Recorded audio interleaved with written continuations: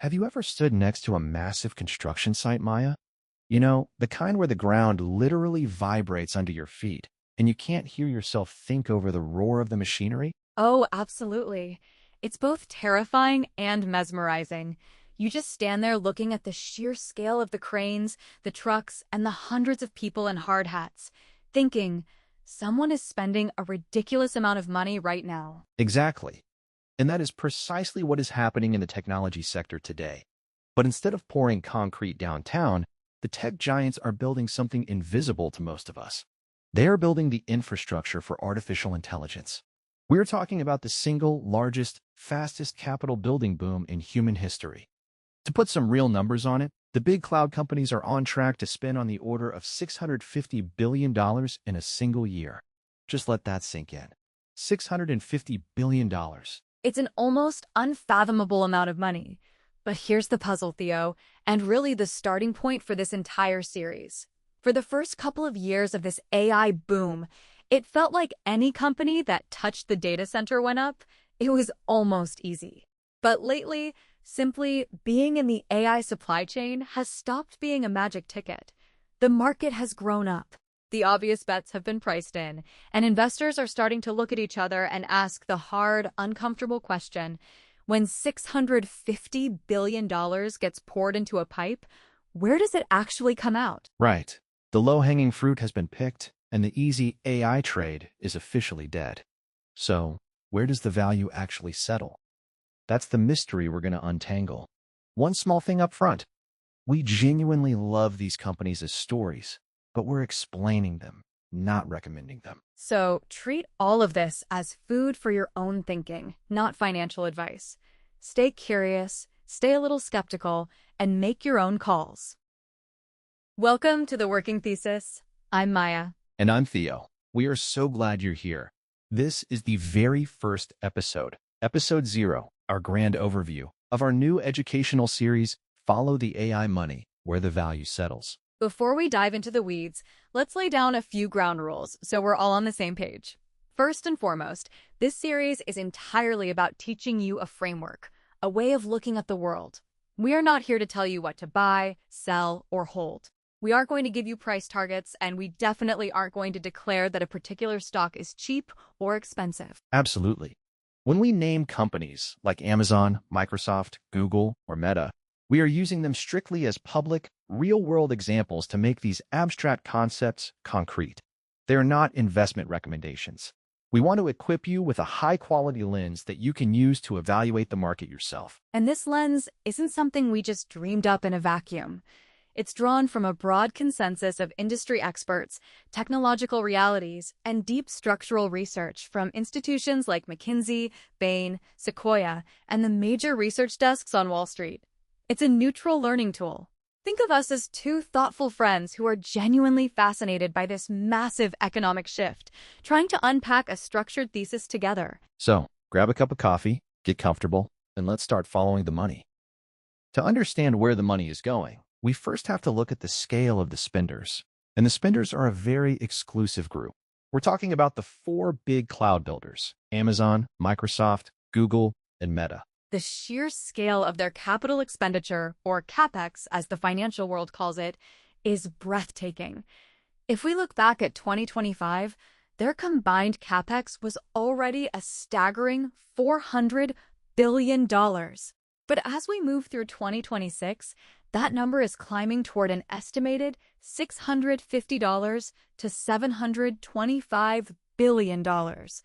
It has nearly doubled in an incredibly short window of time. And it's not just the absolute dollars. It's their capital intensity, CapEx, as a percentage of revenue. Historically, software and internet giants were loved by Wall Street because they had asset-light business models. They wrote code once, sold it 1,000,000 times, and didn't need to build physical factories. Capital intensity was typically in the single digits or low teens. But today, that capital intensity has climbed to utility-like levels, sitting somewhere between 45% and 57% for some of these players. To put that in perspective, they're spending their cash flow at a rate that looks less like a nimble software company and more like a heavily regulated municipal power company or an oil drilling giant. And that has real consequences. Their free cash flow is compressing, and their debt is rising. The massive capex war is placing an enormous, heavy burden directly on the spenders' own balance sheets. They are taking on the ultimate financial risk. This brings us directly to our pivot question, the core intellectual leap of our whole thesis. If the giant cloud builders are the ones wearing the massive costs, taking on the balance sheet debt, and carrying all the operational risk, where does the financial value actually accumulate? Who is actually getting rich off this spend? It's the classic picks and shovels analogy from the 1849 California gold rush, where very few individual miners got wealthy digging. The people who made fortunes were those selling denim jeans, shovels, and wheelbarrows. They didn't care who found gold. They just knew everyone needed a shovel. Exactly. But we need to sharpen that analogy for the AI era because in the digital world, shovels can be easily copied. If you write a piece of software that acts as an AI shovel, but 50 other developers can write the exact same software wrapper over a weekend, your profit margins will immediately collapse. Right. So the modern AI version of the thesis is this. Value flows to the inputs that are genuinely scarce and structurally hard to expand. If a component of the AI supply chain has a physical, real-world bottleneck, something that takes years, massive capital, or highly specialized physics to scale up, then the suppliers of that component have immense pricing power. The money naturally pools where the physical limits of the world prevent easy competition. In other words, follow the money to the physical constraints. To make this physical constraint idea real, we have to reframe how we look at a data center. We often think of them as quiet warehouses full of blinking servers. But NVIDIA's CEO, Jensen Huang, introduced a much better concept. He calls a modern AI data center an AI factory. I love that reframe because a traditional data center was designed for storage and retrieval. It was a library. But an AI factory is a heavy manufacturing plant. It takes in raw materials, which in this case is massive amounts of electricity, and it processes them through high-performance silicon to produce a highly valuable output: tokens. Tokens are simply the basic units of machine intelligence, every word generated or line of code written. The ultimate goal of an AI factory is to maximize the efficiency of this conversion, measured in tokens per watt. Once you look at it through that lens, you realize that the primary bottlenecks aren't just the design of the AI applications themselves. The real limits are the physical resources required to run the factory.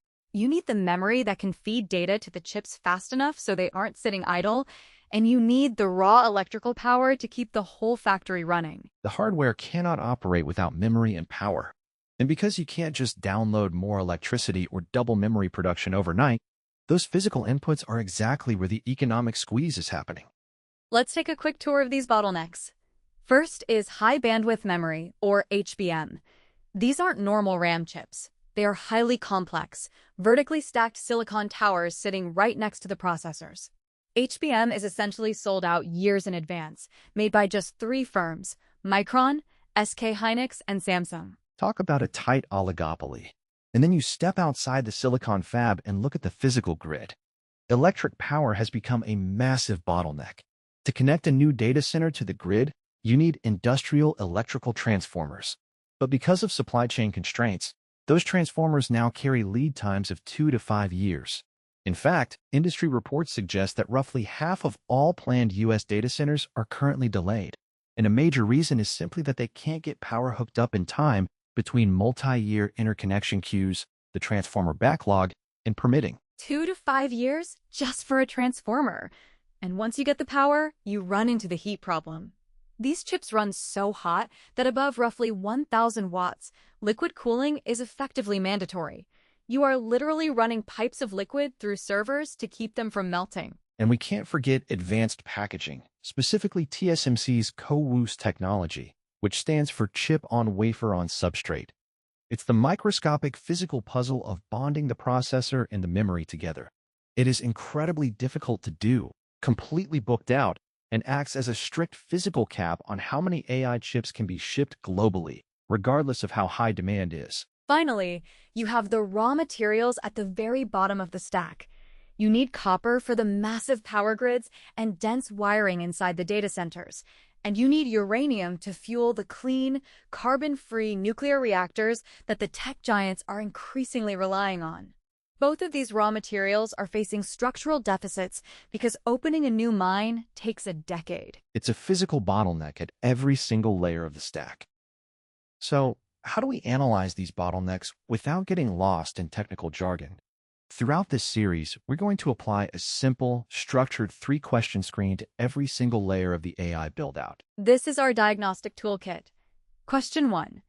Is this a real structural bottleneck, or does it just touch AI? We look at financial behavior. Is the company seeing lengthening lead times, rising prices, and expanding margins? If a sector has rising revenue but shrinking margins due to fierce competition, they don't have real pricing power. They just touch AI. They aren't a true choke point. Question number 2. Does the next technology shift make this bottleneck more valuable, or does it replace it? Technology moves at lightning speed. If someone invents a new chip architecture or a new software algorithm next month, does this bottleneck disappear? Or does the new technology actually demand even more of this input? We want to find the bottlenecks that are architecture agnostic, things that stay scarce no matter how the AI software evolves. And question number 3. Can the customers keep affording to pay for it? This is the reality check. Even if something is incredibly scarce, if the buyer's own business model starts to crack under the financial strain, they will eventually stop buying. We have to look at the return on investment, the ROI, of the entire system to ensure the chain doesn't break. 3 simple questions. When you apply them honestly, they act like an X-ray machine, separating the fleeting hype from the durable physical choke points. To help organize our thinking around these bottlenecks, we've developed another core tool for this series, the duration ladder. The duration ladder ranks the various bottlenecks of the AI build-out by one crucial metric.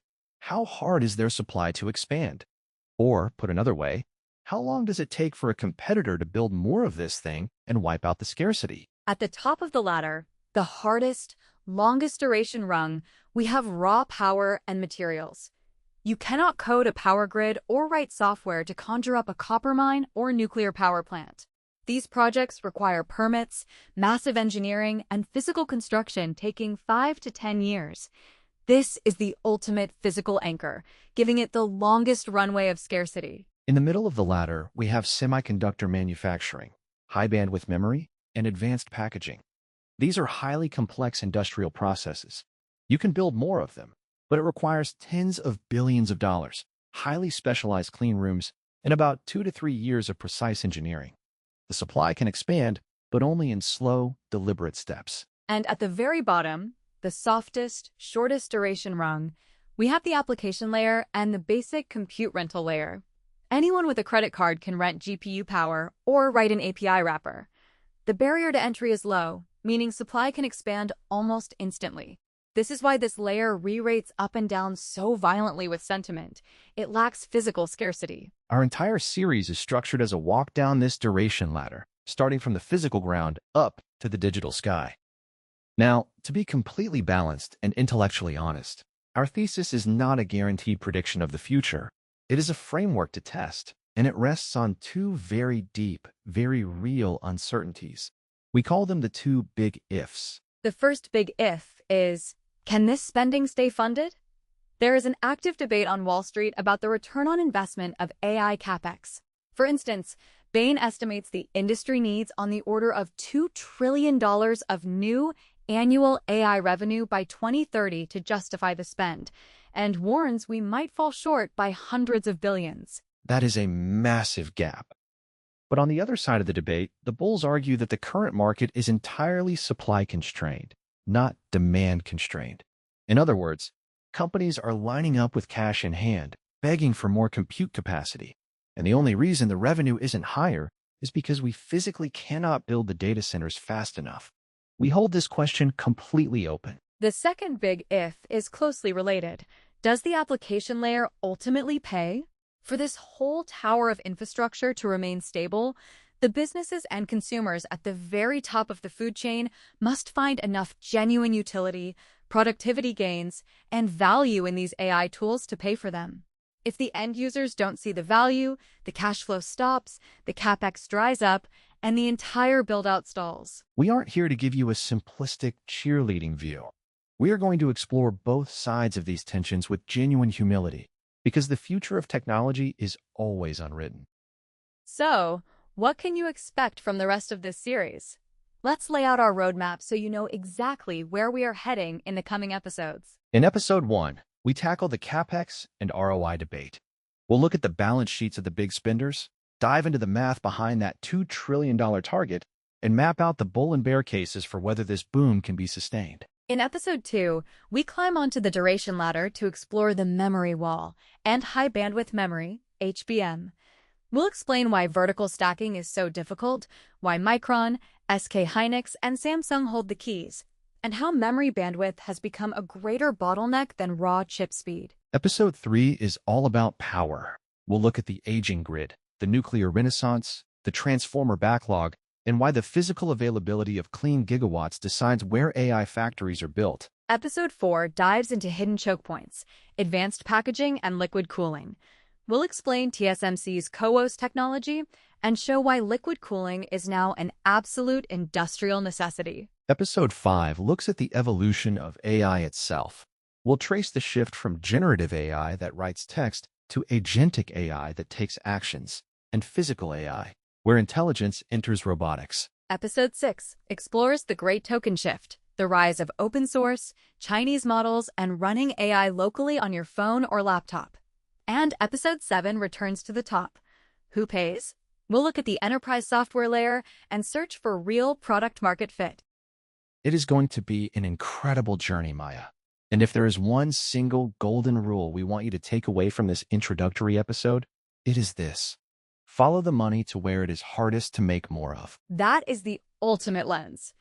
Don't get distracted by the flashy demos or the grand promises of the latest application. Instead, train your eyes to look for the physical constraints, the inputs that remain scarce and highly valuable, no matter which specific software company or AI model wins the race. It's a mindset of curiosity, structural analysis, and healthy skepticism. We want to test this framework together with you, adapting as the world changes and learning how to think about this massive technological shift like an engineer looking at a complex physical pipeline. We want to thank you so much for spending some time with us today, thinking through these big ideas.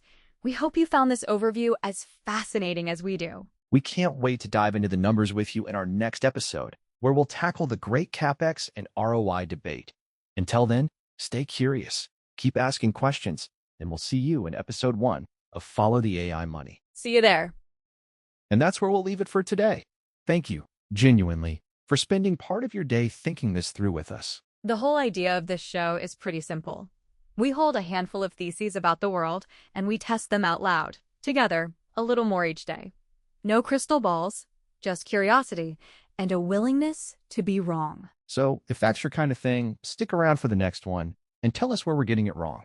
Honestly, the pushback is our favorite part. Until next time, take care of yourself and keep asking good questions.